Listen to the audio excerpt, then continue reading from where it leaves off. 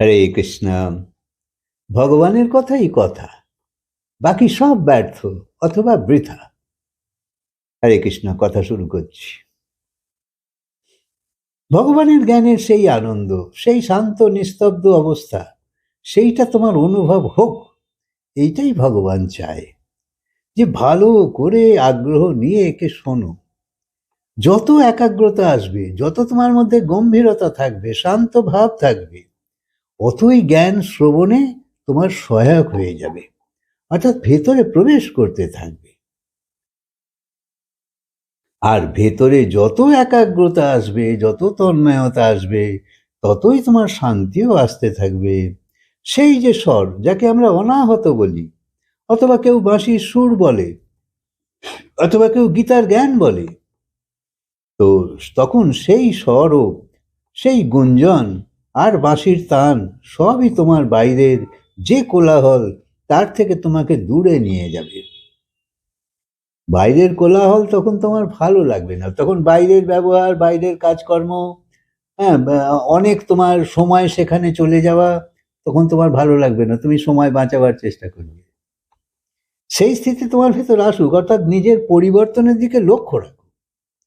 যে বাইরের তখন নানা কথা, নানা চর্চা, নানা লোকজন, এসব থেকে যখন তুমি একটু একটু সরতে চাইছো, তখন ভেতরে ভেতরেই সেই অনাহত নাদ তুমি শুনতে পাবে। নাদ মানে ধ্বনি, সেই অনাহত যা বাজছে কিন্তু আওয়াজ বেরোচ্ছে না, তোমার ভেতরে হয়েই চলেছে হরিওম হরিওম হরিওম হরিওম, সোহম সোহম সোহম। নিঃশ্বাসের মধ্যে কি ধ্বনি আছে? সো যখন টানছো, ছাড়ছো যখন হম, তো সোহম মানে আমি আছি, আমি আছি। আর এই রকম অনেক মহাপুরুষই এসব শুনেছে। তবে সেই জন্যই তো বলি আমি যে অনুভবের কথা শোনো, যে এরাম করলে এরাম হবে, যারা করেছে তাদের থেকে শোনো, তাতে তোমার বোধ ভালো হবে। শুধু পুঁথি পড়ে জ্ঞান প্রাপ্ত করলেই সব হয়ে যাবে না, সেই জন্যে পড়ার থেকে শোনা বেশি। তাই এই রকম অনেক মহাপুরুষ আছে, সেই ঈশ্বরের স্বরকে, সেই দিব্য স্বরকে তাকে জীবনে প্রেরণা বানিয়েছে তারা। আর তাই তারা, তাদের যে অনুভব হয়েছে, যে আনন্দের অনুভব তারা স্পর্শ করে চলেছে, সেইটা বিতরণ করতেও সে চায়। যদি তারা আমাদের এইরকম সুশিক্ষা না দিত, মনে রাখবে আমাদের জীবন আরো নরক হতো। আমরা তবু কিছু নিয়ম কানুন মেনে যত চলছি, অত আমাদের জীবন ভালো আছে। আমরা যদি আরো উচ্ছৃঙ্খল হই, ভালো জীবন হবে না। জীবনে একটা সুন্দরতা আনতে গেলে একটা বেড়া চাই। কেউ বাণীর মাধ্যমে, কেউ লেখনীর মাধ্যমে সেই জিনিস আমাদের কাছে পৌঁছে দিচ্ছে। তাই অনেক মহাপুরুষ মৌন থেকে সেই দিব্যনাদকে শুনেছে, আর ক্রমশ তার গভীরে প্রবেশ করেছে। বন জঙ্গলে যেসব সাধু মহাপুরুষরা জপ করে চলেছে, নাম করে চলেছে, ভাবো না বন জঙ্গলে কি আছে? বাইরের কোনো কোলাহল নেই, বাইরের লোকজন নেই, কোনো মনে বিকার আসবে এরকম নেই, উৎস নেই। সেইখানে মনকে একাগ্র করবার চেষ্টা করছে।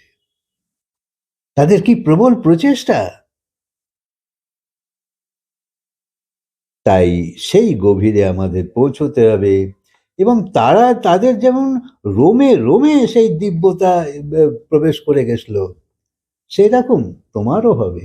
সেই হচ্ছে আনন্দের, সেই হচ্ছে ত্যাগের। যত তপের, এই যে গুরু কি করে হচ্ছে, তার তপবল কত, জন্ম জন্মের পুঁজি সে নিয়ে এসছে, কত কত তপ করেছে, কত কত জন্মে, সেই তপবল তাকে আজকে এই অবস্থায় নিয়ে এসছে। সেই যে প্রেরণা তারা নিজেদের মধ্যে সংগ্রহ করেছে, তার সাহায্যেই তারা পুরো বাতাবরণকে দিব্য বানিয়ে দিয়েছে।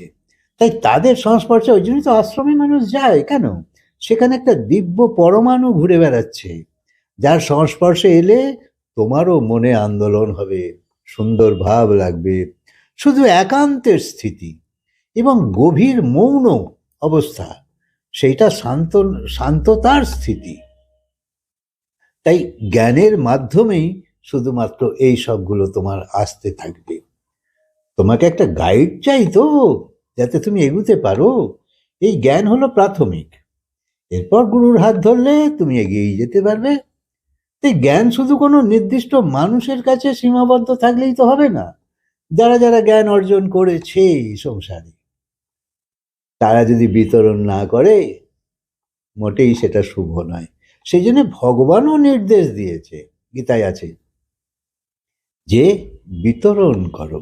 কারণ ভগবানও মানুষকে অজ্ঞানী রাখতে চায়নি, তাই তো সে বেদ প্রকট করেছিল।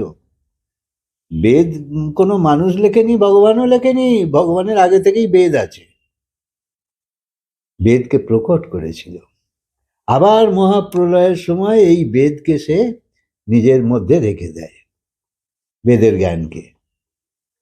আবার যখন তার ইচ্ছা হয় সৃষ্টি করব, তখন বেদকে আগে প্রকট করে। তাই জ্ঞান কেবল ঋষিদের জন্যেই শুধু, এরাম নয়। জ্ঞান কেবল একান্তে যারা থাকবে তাদের মধ্যেই থাকবে, এরকমও নয়। জ্ঞান বিতরণের জিনিস। তাই সবাইয়ের যাতে জ্ঞান হয়, ভগবান শ্রীকৃষ্ণ তার জন্য এই গীতারূপী ভাণ্ডার সবাইকে দিয়ে গেছে। আর গীতা এখন খুব প্রচলিত আছে, লোকেদের ঘরে ঘরে গীতা আছে, পড়ে। কিন্তু এই কথা না শুনলে সেই গীতার অর্থগুলো তোমার কাছে পরিষ্কার হবে না। তুমি এমনি পড়ে যে অর্থ করছো, মানেটা বুঝছো, এই কথা তার থেকে কিছু ভিন্ন বলবে, আরো ব্যাখ্যা করে বলে। তাই অনুভব করো যে গোবিন্দ তোমার সাথেই আছে। আর এটা তো মিথ্যে নয়, সে তো সঙ্গে আছেই আছে। এটা তো একদম সবচেয়ে বড় সত্যি। তাই আমাদের খুঁজতে কোথাও যেতে হবে না, কারণ তাকে তো আমি পেয়ে বসেই আছি। ভেতরেই তাকে অনুভব করতে হবে, এই হচ্ছে সাধনা। এই যত তুমি অন্তর্মুখী হবে, অন্তর্মুখী হলে সেই অন্তরাত্মার সঙ্গে তোমার বিনিময় হতে থাকবে, আরো তোমার ভেতরে আনন্দের প্রকট হতে থাকবে। যখন এই বিশ্বাস ভেতর থেকে উঠবে, তখন তুমি অবশ্যই আহ্লাদিত থাকবে সব সময়, যেন ভেতরে একটা উৎসব চলছে। এখন তো লোকে অনেক কিছু থাকলেও দেখছো তো গালে হাত দিয়ে বসে আছে। তাই আনন্দ হবে, উল্লাস জাগবে, ভেতরে এক স্বাভাবিক শান্তি বিরাজ করবে। এ অনেক বড় পাওয়া। আর আজ পর্যন্ত সেই অনাদিকাল থেকে আজ পর্যন্ত সেই আনন্দ আমরা কেউ পাইনি, কেউ না। তাই তো এই সংসারে ঘুরে বেড়াচ্ছি। এই মানব জীবন সর্বশ্রেষ্ঠ জীবন, যা তোমাকে অনায়াস ভগবানের সঙ্গে জুড়ে দিতে পারে। আর বিলম্ব করো না, পরে করব এরাম বলো না। প্রহ্লাদ 5 বছর বয়সে শুরু করেছিল, ধ্রুব 5 বছর বয়সে শুরু করেছিল। তুমি অন্তত কিছু সময় দেবার কথা ভাবো। হরে কৃষ্ণ। কথাকে আজকে বিরাম দিই, আবার বলবো।